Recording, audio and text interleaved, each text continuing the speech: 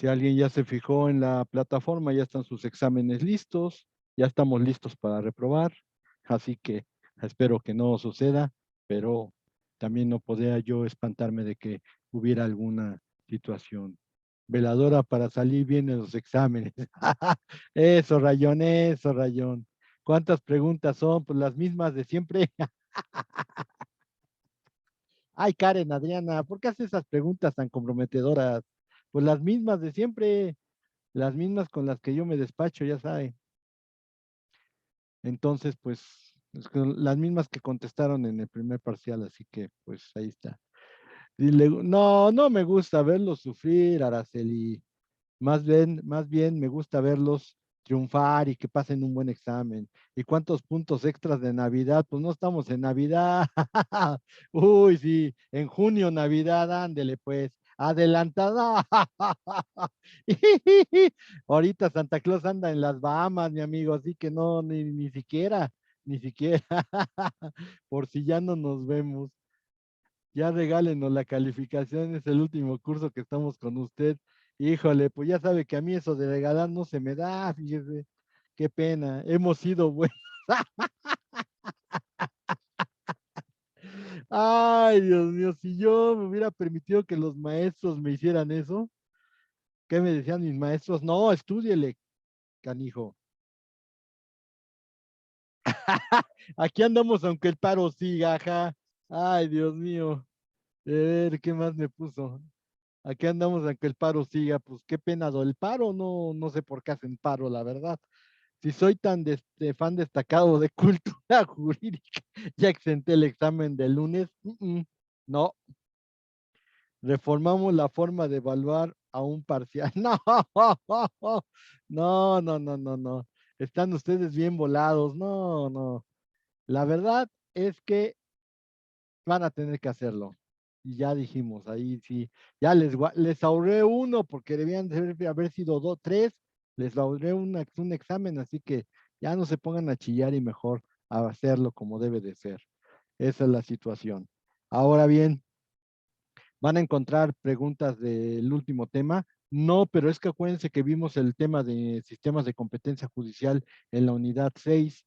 Entonces, pues no me pueden salir con que no vimos las preguntas que están ahí, así que esa es la situación, hay que ponerse a estudiar esa parte y poner mucha atención a lo que estamos viendo.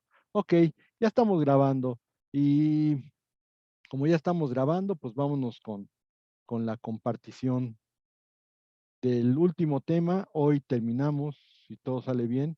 Ya dijimos que no es una terminación completa porque nos va a quedar saliendo, les voy a quedar de ver un tema, pero no es porque yo no haya querido, ¿eh?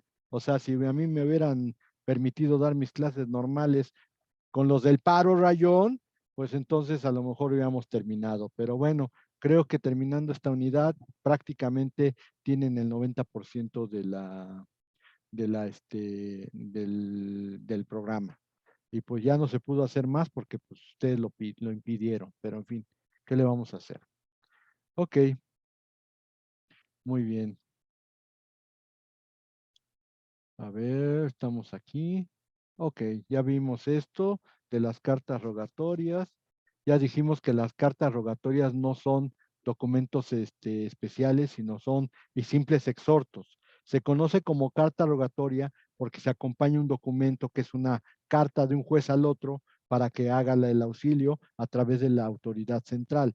Pero no podremos distinguir exhortos como los que nada más se tramitan en México de las cartas rogatorias que son internacionales, porque en realidad los dos son exhortos. Entonces, ahí hay que tener mucho cuidado en ese aspecto. Entonces, ya una vez que vimos eso, vamos con la competencia y actos procesales. Las notificaciones, las citaciones y emplazamientos se tienen que realizar por las dependencias de la federación o en su caso por las entidades federativas, siguiendo las reglas establecidas en el domicilio de las personas que van a ser notificadas. Hay que recordar que aquí en México la notificación es un acto formal.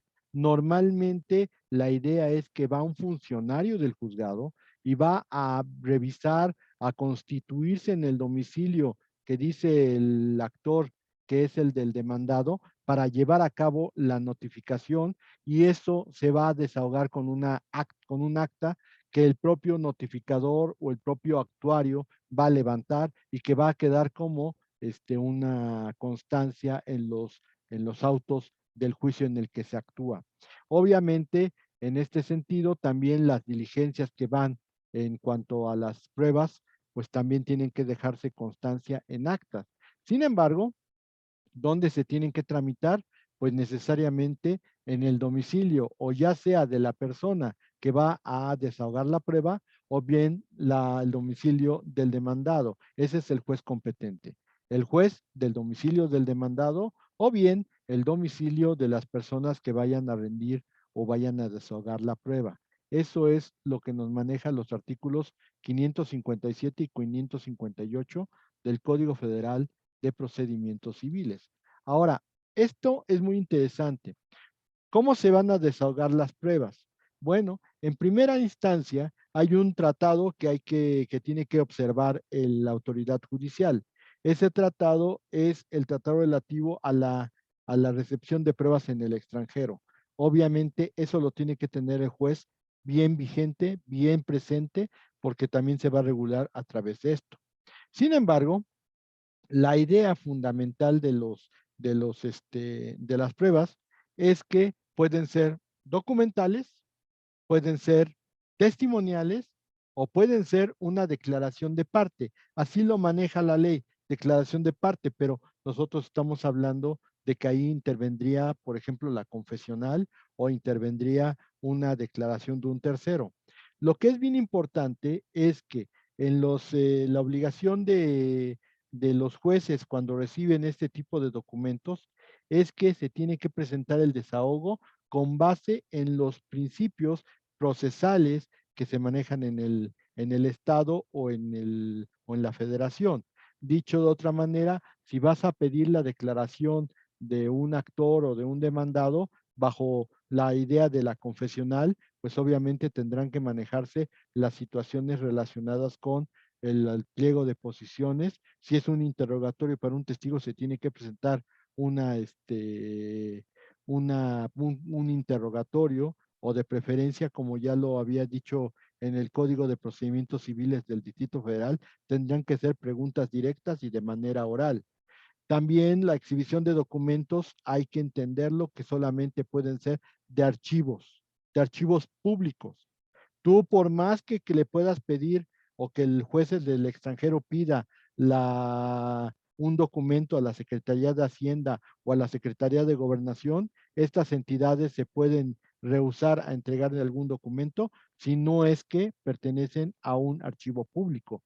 En el archivo público, pues todos tienen acceso y por lo tanto, esa sería una situación específica.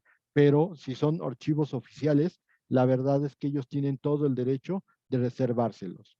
También no se puede obsequiar, por ejemplo, un caso, los registros de patentes o marcas de manera general. Por lo tanto, se tiene que pedir de manera específica qué es lo que se quiere. Una constancia que diga cuándo se registró la marca, está bien, eso te lo puede dar la Secretaría de Economía a través de la de Protección Industrial, pero definitivamente no puedes pedir todo el legajo de una marca o de una patente, aunque se vaya a realizar el asunto en el extranjero. ¿Ok? Ahora, eso es en general lo que tiene que hacerse. Las declaraciones deben de anotarse en actas para poderse hacer el documento de regreso al juez que lo haya solicitado en el extranjero. Después, competencia en materia de sentencias. Esto es un repaso de lo que vimos nosotros en la competencia directa nacional e internacional. Por ejemplo, los artículos son del 564 al 568. Dice, será reconocida en México la competencia asumida por un tribunal extranjero para los efectos de la ejecución de sentencias. Eso es algo que estuvimos viendo, que dice que tiene que ser prácticamente reconocida la sentencia para poderle dar efectos ejecutorios. Cuando dicha competencia haya sido asumida por razones que resulten compatibles o análogas con el derecho nacional, se podrá admitir, salvo que se trate de asuntos de la competencia exclusiva de los tribunales mexicanos. Ya dijimos que esa competencia exclusiva la vamos a ver y está seguramente en esta parte. El Tribunal Nacional reconocerá la competencia asumida por por el juez extranjero si a su juicio este hubiera asumido dicha competencia para evitar la denegación de justicia por no existir órgano jurisdiccional competente.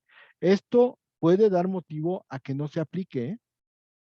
Porque si es un caso de denegación de justicia, la verdad es que el juez lo único que está haciendo es asumir competencia, nomás por no dejar el asunto, pero a lo mejor no está bien resuelto. Entonces, el hecho de que yo pueda reconocerla o pueda no reconocerla, la verdad es que deja abierta la condición del reconocimiento de las sentencias extranjeras a que de verdad yo pueda pensar en que de verdad se razonó bien. Si nada más se resolvió porque no había otro juez, pues a lo mejor seguramente la resolución puede tener algún problema.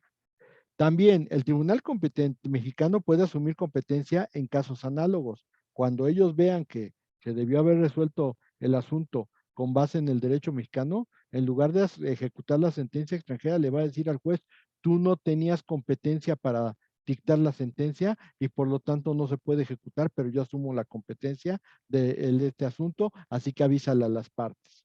También será reconocida la competencia asumida por un órgano jurisdiccional extranjero designado por convenio de las partes antes del juicio. Si dadas las circunstancias y relaciones de la misma, dicha elección no implica de hecho impedimento de negación de acceso a la justicia. Aquí es donde nosotros tendríamos que entender que esto permite que se puedan llevar a cabo el reconocimiento de sentencias arbitrales extranjeras, que son las que se asumen precisamente por la situación de que las partes eh, lleguen a un acuerdo y entonces lleven un procedimiento convencional. Ahora, no se considerará válida la cláusula convenio de elección de foro cuando la facultad de elegirlo opere en beneficio de una sola de las partes. Obviamente en estos casos, pues estaríamos hablando de un principio que vimos en alguno de los temas pasados, que es la arbitrariedad en la decisión de foros. Y obviamente cuando un foro es designado arbitrariamente, pues no tiene razón de ser que a la otra persona se le pueda aplicar porque simplemente lo dejamos en estado de indefensión.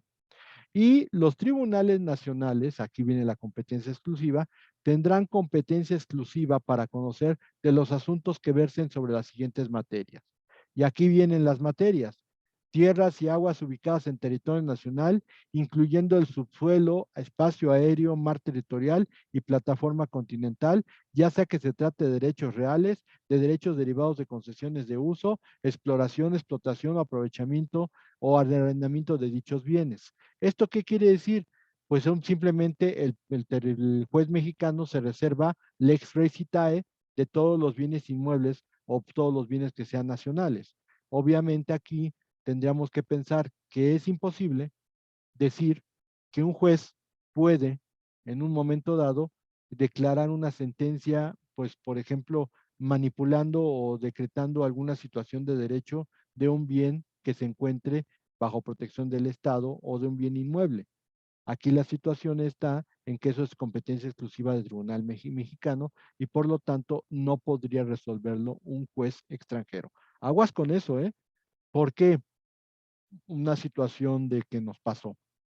Y lo voy a poner porque, aunque es competencia interna, pero pasó. Resulta ser que algunas inmobiliarias que tienen inmuebles en Huixquilucan, que son tremendamente caros, para evitar la competencia de los jueces del Estado de México, pues resulta ser que ponen una cláusula en que se comprometen las personas a la competencia de los tribunales del Distrito Federal. Y la pregunta que yo tendría que hacerles es, ¿eso es válido? Si el inmueble se encuentra en Huixquilucan, la lógica te indica que por el principio lex recitae, pues no puede ser otro juez más que el de Huixquilucan. Y alguna vez vi un asunto de arrendamiento inmobiliario respecto de eso que lo querían tramitar con el juzgado de arrendamiento inmobiliario que antes había. hoy ya no existen esos juzgados. Pero como era más rápido, pues estos señores querían evadir la situación de su competencia natural, que era en este caso el juez de Huixquilucan, para cambiarlo por el Distrito Federal y que fuera más rápida el procedimiento. ¿Qué hice yo? Pues simplemente declaré incompetencia. Incompetencia y aparte dije por declinatoria. Entonces, cuando hubo la situación del procedimiento, en la de la depuración de excepciones, yo seguí fastidiando con que había incompetencia, había incompetencia, había incompetencia, y resulta ser que cuando llegó la sentencia que se dictó muy rápido, pues simplemente yo seguía apelando en la sala y en la sala me dieron la razón. Entonces tuvieron que anular todo el procedimiento de arrendamiento que habían hecho y lo tuvieron que mandar precisamente al Estado de México porque ahí estaba la competencia natural del asunto. Bueno, pues la misma situación, si de pronto te llega un asunto en donde un juez de otro país te resolvió un asunto sobre arrendamiento inmobiliario en el Distrito Federal, pues ustedes saben que eso es automáticamente competencia de tribunales mexicanos. Por lo tanto, hay que apelar a la incompetencia porque no tiene razón de ser ese tipo de situaciones. El segundo punto es los recursos de la zona económica exclusiva o que se relacionen con cualquiera de los derechos de soberanía sobre dicha zona en los términos de la Ley Federal del Mar. Los recursos marítimos son propiedad del pueblo mexicano y obviamente también es un reflejo del artículo 27 constitucional. Por lo tanto, cualquier situación relacionada con zona económica exclusiva, mar territorial o zona contigua, lo tiene que resolver un tribunal mexicano. Ahí sí no hay vuelta de hoja. Después, actos de autoridad o atinentes al régimen interno del Estado o de las dependencias de la Federación y de las entidades federativas. Señores, si una autoridad está vulnerando tu derecho, qué tienes que tramitar? A ver, una voz, Amparo. pues el amparo. Entonces, resulta ser que viene un tribunal extranjero y le dice a la Secretaría de Hacienda que está calculando mal el impuesto a una empresa, vamos a pensar, estadounidense, porque no se debe de calcular así. ¿Procede? Repito el caso, ¿eh? O sea, un juez te dice, no debes de cobrar ese impuesto porque está mal calculado, está desbalanceado, tiene todas las situaciones que no deben de llevar un impuesto. Y entonces la pregunta ¿es competente ese juez para dictar esa resolución? ¿Es un juez extranjero? Pues sí, No, no es competente. pues no es competente. ¿Por qué? Porque para una situación de esas, tú tienes tribunal, primero la autoridad que tiene sus recursos de revocación. Después tienes el juicio de nulidad ante el Tribunal de Justicia Fiscal y Administrativa. Y si no logras con eso, pues tienes el amparo. Pero todos son a nivel mexicano. Ningún juez extranjero te va a venir a decir que debes de calcular los impuestos de otra manera o que los impuestos son injustos.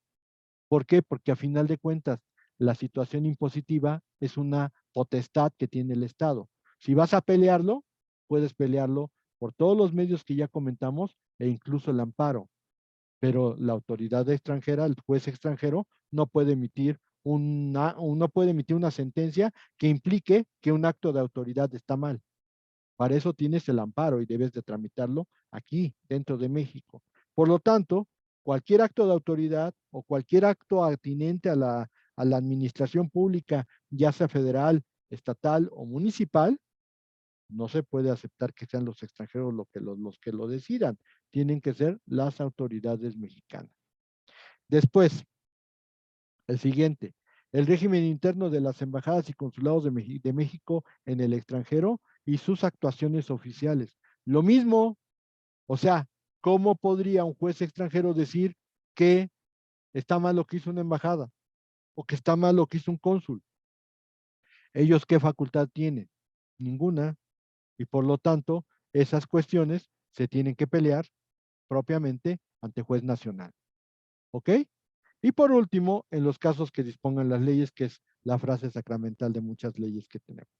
Pero lo que quiero dejar muy en claro es, obviamente en estas materias no pueden venir jueces extranjeros a decir que se hace o tal o cual cosa, porque simplemente aquí hay competencia exclusiva.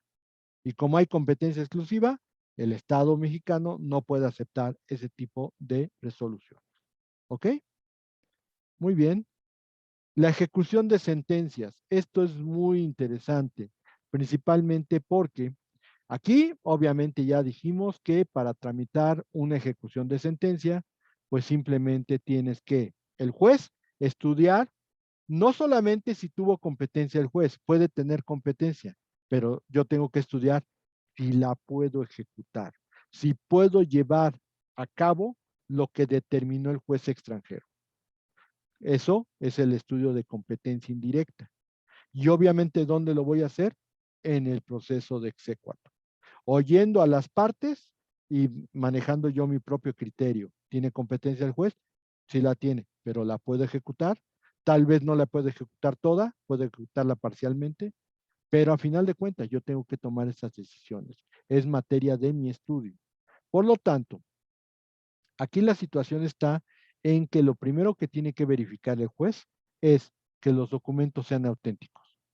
No sé cómo se maneja en otros países, porque pues hay mucha variedad, pero lo que aquí conocemos como copias certificadas es lo mismo que deben de tener en esos países, por lo tanto, los documentos deben de venir con copia autenticada. De alguna manera, un sello, una firma, una razón, algo, pero algo que me haga saber que en verdad es un documento que se emitió en ese lugar. Ese es el primer detalle. Después, dos, la situación es que empiezo a hacer mi estudio y tengo que determinar si el acto no es un acto que derive de competencia exclusiva. O sea, lo que acabamos de ver, que no sea sobre el territorio nacional un bien inmueble, porque a lo mejor no lo puedo ejecutar. Segundo, que no sea sobre propiedades o situaciones relacionadas con la zona económica exclusiva, mar territorial, zona contigua o aguas territoriales mexicanas. Tercera, que no sea sobre autoridades mexicanas o actos de autoridad. Y cuarta, que no sea sobre régimen atinente a las embajadas o consulados. Si yo compruebo que todo eso no se da, entonces sigo con el siguiente procedimiento. El siguiente procedimiento es revisar, en este sentido, si el laudo arbitral cumple con los requisitos establecidos, ya sea por las leyes arbitrales de nuestro país, o bien sobre si es un acto que tal vez no pudiera llevarse a cabo por medio de árbitros. Hay que recordar que en materia familiar no se permite someter el asunto a árbitros. También hay algunas restricciones en algunas materias contractuales, pero de ahí en fuera, pues si viene por un árbitro y es una cuestión de derecho familiar, tampoco le puedo dar procedencia. Ahora bien, en este sentido, la fuerza de ejecución va a tener, uno, si es que se cumplieron las formalidades para poderla ejecutar. Dos, que no hayan sido dictaminadas como consecuencia del ejercicio de una acción real. ¿Cuál es la acción real? La que se da sobre bienes tanto inmuebles como muebles, que todos sabemos que en este sentido, lex recitae, los bienes inmuebles se rigen por la ley del lugar donde se ubican y por lo tanto, aunque lo haya dictado un juez extranjero, se tenía que haber llevado a cabo con un juez nacional. También que haya tenido competencia el dictaminador, que haya sido notificado o emplazado en forma personal el demandado para asegurarle su garantía de audiencia y el ejercicio de sus defensas. Aquí muy importante para lo de Estados Unidos, señores. Si es notificación por correo certificado,